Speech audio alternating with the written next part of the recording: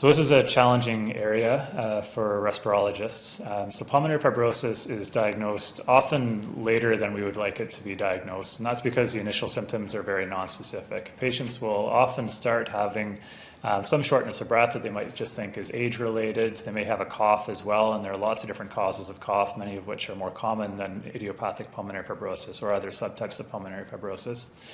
And because of those non-specific initial symptoms of shortness of breath, cough, and generally fatigue, patients often are treated or investigated for other cardiac and other pulmonary causes first.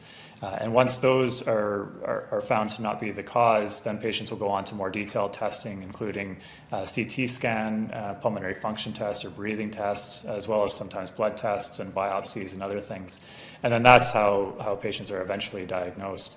One of the other challenges is that patients are often misdiagnosed at the beginning and are given a diagnosis of one type of pulmonary fibrosis, but in fact they have a different type. So it's fairly common for patients to be given a diagnosis of idiopathic pulmonary fibrosis, for example, and then upon further evaluation by an expert in the area or just with additional time to follow how things have progressed, then they're led to a different diagnosis.